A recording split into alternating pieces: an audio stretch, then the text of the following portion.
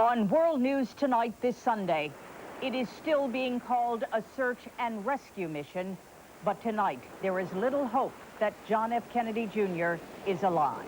We hope the families of these three fine young people will feel the strength of God, the love of their friends, and the prayers of their fellow citizens. The crash that shattered his plane is presumed to have killed Kennedy, his wife, and his sister-in-law. Across the nation, the grieving has begun. From ABC, this is World News Tonight, Sunday. Good evening, I'm Carol Simpson. Tonight, hope has turned to grief as John Kennedy Jr. is presumed dead. You are looking at a live shot outside the New York City apartment where Kennedy and his wife lived. An informal memorial has emerged, much like the one outside Kensington Palace after Princess Diana's death. A somber scene here in Manhattan at the end of a second day of intense searching. Tonight, the Coast Guard says it has picked up an emergency radio signal in the waters off Martha's Vineyard, where debris from John Kennedy's plane has been found. But officials caution that the signal was just one transmission and may be unrelated to the crash. We begin our coverage with ABC's Lisa Stark. Investigators are now beginning their work to try to determine why the plane crashed and have had a chance to take their first look at radar data. They say their preliminary analysis shows the plane descending at 1,400 feet a minute before it disappeared off radar. Pilots say that is an aggressive descent, but within the plane's capability. The chairman of the National Transportation Safety Board said it is far too early to draw any conclusions. At this point, we do not know. We will not know for some time.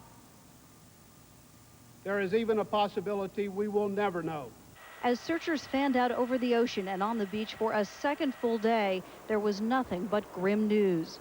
Officially, Coast Guard search teams are still looking for survivors, but they admit in 68-degree ocean temperatures like these, people in the water cannot survive more than 12 hours. And officials do not believe there were any life rafts or life vests on board JFK Jr.'s plane, as is common with many small aircraft.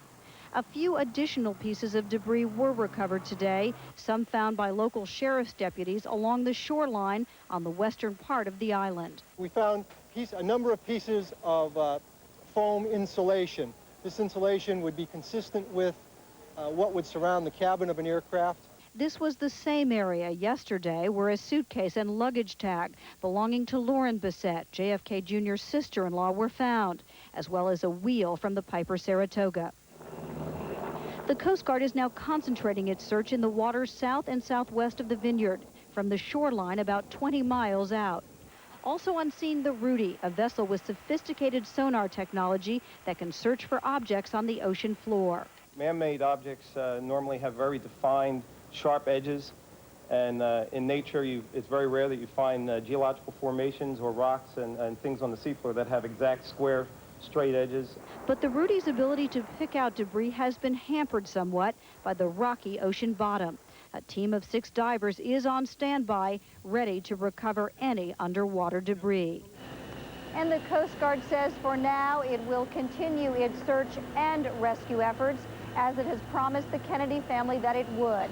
But the Coast Guard has indicated that later tonight it will reassess the direction of its efforts, an indication that it may stop any rescue mission. Carol? Lisa, thank you. Lisa Stark reporting from Otis Air Force Base on Cape Cod. The search and rescue mission widened today, stretching to an island called No Man's Land. ABC's John Miller was out on the waters today with investigators. This morning, a Massachusetts State Police Boston whaler came out of Menemsha Harbor, headed for No Man's Land. Because of wind and tides, officials in charge of the search believe debris could have washed up there. No Man's Land is a barren island 3.5 miles south of Martha's Vineyard. Now a nature preserve, it was once used for target practice by Navy warships. It's a very dangerous place to be. There are a lot of unexploded artillery shells on the island. Keeping to the shoreline, a dozen volunteers, all from Martha's Vineyard, were told to collect anything unusual.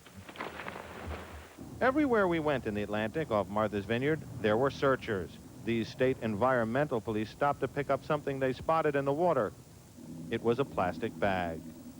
John Holinko, who would have taken his family fishing today, instead took his family to join in the search. We got some floating stuff that we took out of the water. I'm sure it's nothing, just some garbage, some balloons and a garbage bag and stuff. C-130s with special equipment that would pick up any signal from the plane's beacon crisscrossed the island skies. Even with all the military and law enforcement agencies now involved in the search, there was also a lot more technology available on the scene today, along with volunteers. But as the experts told us over and over again, even with all that, it is often largely a question of luck. John Miller, ABC News, in the waters off Martha's Vineyard. More details are emerging today about John Kennedy Jr.'s passion for flying and the level of his expertise as a relatively new pilot. Here's ABC's Ron Claiborne. Experienced pilots say Kennedy took a huge risk flying over water at night in his Piper Saratoga.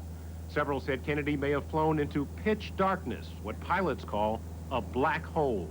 You get out there out of sight of land somewhere, or you can't see land because of the restricted visibility, you really don't know up from down.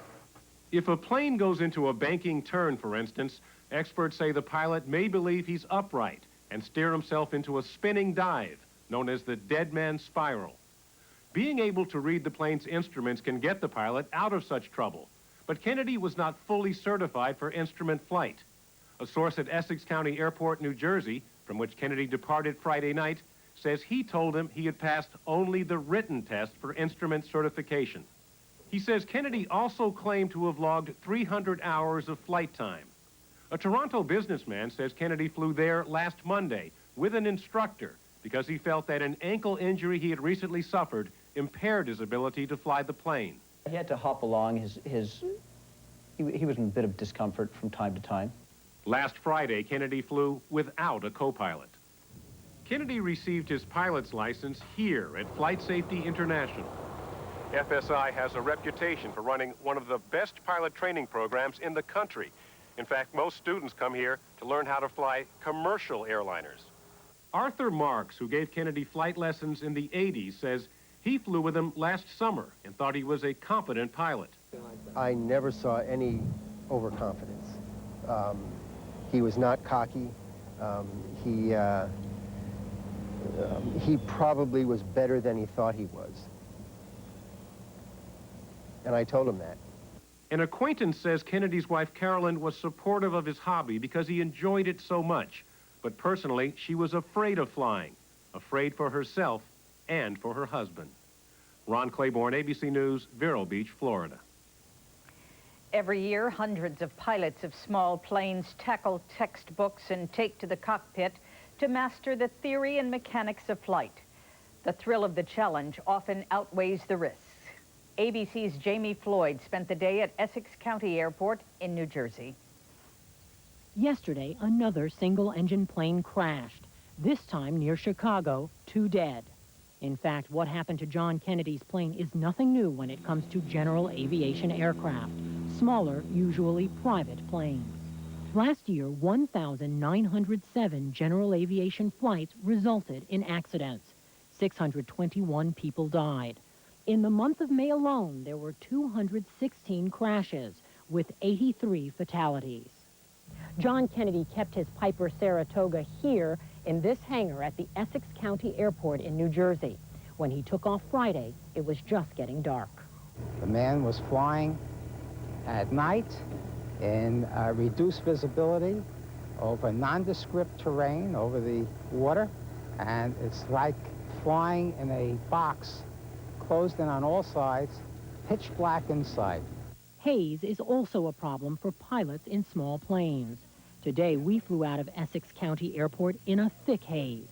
You can imagine trying to do this at night where it's even more of a problem. So you add nighttime, hazy conditions, and the fact that there was a moonless night, and, you know, it's very, very difficult to control the aircraft. One of the major causes of crashes is poor pilot judgment. The decision to fly visually into conditions that call for full reliance on the instrument panel. The pilot has to know his ability, what he can and can't do. The NTSB estimates that 71% of fatal general aviation accidents are pilot-related. It is a lesson not lost on some pilots. This is serious. You can kill yourself in one of these if you don't know what you're doing. And a lesson reinforced this weekend. Jamie Floyd, ABC News, Caldwell, New Jersey. Still ahead on World News Tonight this Sunday, we go live to the Kennedy compound in Hyannisport.